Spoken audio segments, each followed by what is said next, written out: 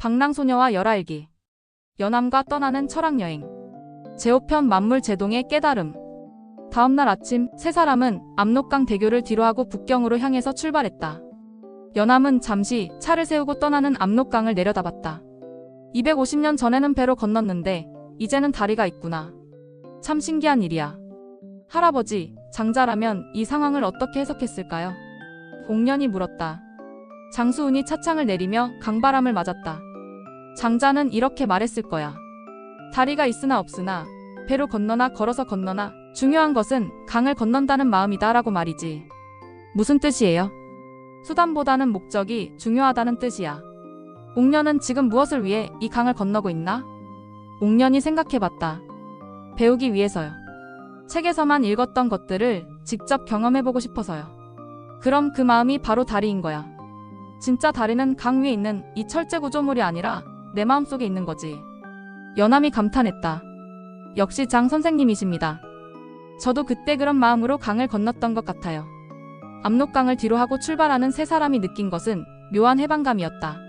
새로운 땅을 향하는 여행가의 설렘과 낯선 곳에 대한 약간의 두려움을 각자 다르게 받아들이고 있었다.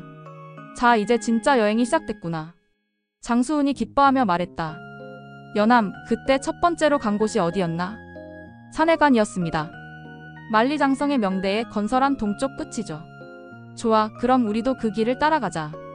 산타페는 산해관을 향해 달렸다. 길 위에서 장수운이 또 다른 장자 이야기를 시작했다. 옥년아, 제물론이라는 말을 들어봤나? 네, 모든 사물이 평등하다는 뜻이죠. 맞기도 하고 틀리기도 해. 좀 더 정확히 말하면 모든 것이 본질적으로 하나라는 뜻이야. 연암이 관심을 보였다. 어떤 의미인지 좀 더 설명해 주실 수 있나요? 예를 들어보자. 지금 우리가 보는 이 풍경들, 나무, 산, 구름, 새, 모두 다르게 보이지? 그렇죠. 하지만 장자는 이것들이 모두 같은 도에서 나온 것이라고 봤어. 마치 바다에서 나온 파도들이 각각 다른 모양이지만 본질적으로는 모두 물인 것처럼 말이야. 옥년이 이해하려고 노력했다. 그럼 사람도 마찬가지인가요? 당연하지. 연암이나 옥년이나 나나 겉으로는 다르게 보이지만 본질적으로는 같은 존재야. 나이도 다르고 살아온 시대도 다르고 경험도 다르지만 하지만 뭔가 같은 것이 있다는 거죠. 바로 그거야. 진리를 찾고 싶어하는 마음, 더 나은 삶을 살고 싶어하는 마음, 사랑하고 싶어하는 마음. 이런 것들은 시대를 초월해서 같아. 이때 차가 한 마을을 지나가고 있었다. 시장에서 장사하는 사람들, 아이들과 놀고 있는 어른들, 농사를 짓는 농부들이 보였다. 장수운이 창밖을 가리켰다. 저 사람들을 봐. 250년 전 연암이 봤던 사람들과 뭐가 다른가? 연암이 자세히 봤다. 옷차림은 다르지만 하는 일은 비슷하네요. 장사하고 농사짓고 아이들과 놀고. 맞아. 이게 바로 제물론의 핵심이야.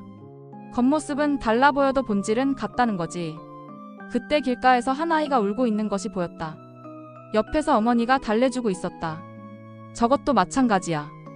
아이가 우는 이유는 배가 고프거나 졸리거나 무서워서거나 2500년 전이나 지금이나 똑같을 거야. 옥년이 깨달았다는 표정을 지었다. 아, 그러니까 겉으로는 모든 것이 다르게 보이지만 안으로 들어가면 근본적으로는 같다는 뜻이군요. 정확해. 똑똑하구나. 그리고 이걸 깨달으면 어떻게 될까? 다른 사람을 이해하기 쉬워질 것 같아요. 왜? 결국 나와 같은 존재라는 걸 알게 되니까요. 장수운이 박수를 쳤다. 훌륭해. 바로 그거야. 제물론을 이해하면 차별과 편견이 사라져. 왜냐하면 모든 것이 본질적으로는 하나이고 같다는 걸 알게 되니까. 연암도 감동했다. 그래서 제가 250년 전 여행할 때도 중국 사람들과 쉽게 친해질 수 있었나 보네요.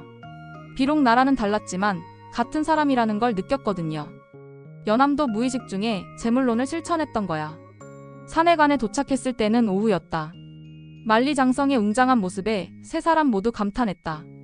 와, 정말 크네요. 옥년이 소리쳤다. 250년 전에 봤을 때도 이렇게 놀랐습니다. 연암이 회상했다. 장수운은 장성을 올려다보며 말했다. 이 장성도 제물론으로 보면 재미있어. 어떻게요? 이 돌로 만든 벽돌 하나하나는 모두 다르지? 크기도 다르고 만들어진 시기도 다르고 가져온 장소도 다를 거야. 네, 그렇겠습니다. 하지만 모두 모여서 하나의 만리장성을 만들었어. 각각은 작은 벽돌이지만 함께 모이니까 위대한 건축물이 된 거야.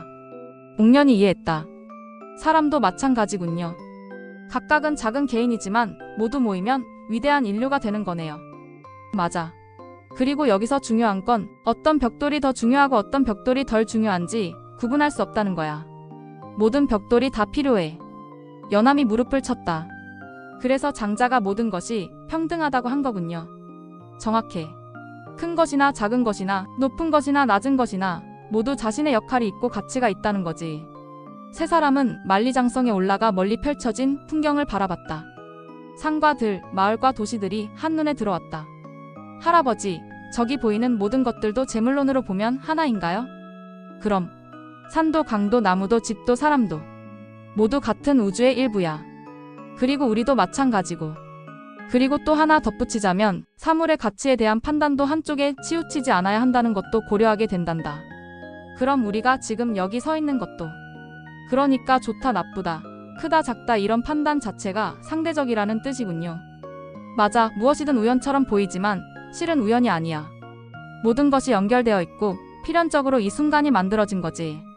해가 지면서 장성은 황금빛으로 물들었다. 세 사람은 말없이 그 장관을 바라봤다. 옥년이 갑자기 말했다. 할아버지, 지금 제가 이상한 느낌이 들어요. 어떤 느낌? 저 산과 하늘과 구름과 그리고 저희 세 사람이 모두 하나로 연결되어 있는 것 같아요. 마치 큰 그림의 일부분인 것처럼. 글로만 읽었던 제물론을 이렇게 설명해 주시니까 전혀 다른 느낌이 들어요. 장수훈이 미소를 지었다. 그게 바로 제물론을 체험하는 거야, 옥년아. 머리로 이해하는 것과 마음으로 느끼는 것은 다르거든. 연암도 깊이 공감했다. 저도 그때 이곳에서 비슷한 경험을 했습니다. 갑자기 조선 사람이고 중국 사람이고가 중요하지 않게 느껴졌어요. 모두 같은 하늘 아래 사는 사람이라는 생각이 들었거든요. 그런 경험이 바로 철학이 주는 선물이야. 책에서 배운 지식이 살아있는 지혜가 되는 순간이지. 밤이 되어 호텔로 돌아가는 길에서 옥년이 물었다. 할아버지, 제물론을 이해하면 삶이 어떻게 달라져요? 좀 더 편안해져. 다른 사람과 비교하지 않게 되고 내가 가진 것에 만족하게 되고 모든 것을 있는 그대로 받아들이게 돼. 그런데 그런 발전이나 성장은 어떻게 해요? 좋은 질문이야. 제물론은 노력하지 말라는 게 아니야. 다만 결과에 너무 집착하지 말라는 거지. 최선을 다하되 결과는 자연에 맡기는 거야. 연암이 덧붙였다. 저도 그런 마음으로 열하일기를 썼어요. 좋은 글을 쓰려고 노력했지만 사람들이 어떻게 받아들일지는 생각하지 않았거든요. 그게 바로 무의자연이야. 억지로 하지 않지만 해야 할 일은 한다는 뜻이지. 호텔에 도착해서 각자 방으로 들어가기 전 장수훈이 말했다. 내일부터는 더 깊은 이야기를 해보자. 오늘 제물론을 맛보았으니 이제 소요율을 경험해 볼 차례야. 옥년은 그날 밤 잠들기 전까지 오늘 만리장성에서 느꼈던 그 특별한 감정을 되새겼다. 모든 것이 하나로 연결되어 있다는 느낌, 자신도 그 거대한 흐름의 일부라는 깨달음. 이것이 바로 철학이 주는 진짜 선물이구나. 책에서 읽을 때는 그저 글자였던 것들이 이렇게 직접 경험하니 살아있는 진리가 되었다. 내일은 또 어떤 깨달음이 기다리고 있을까? 장수훈 할아버지의 장자 이야기는 아직 시작에 불과했다.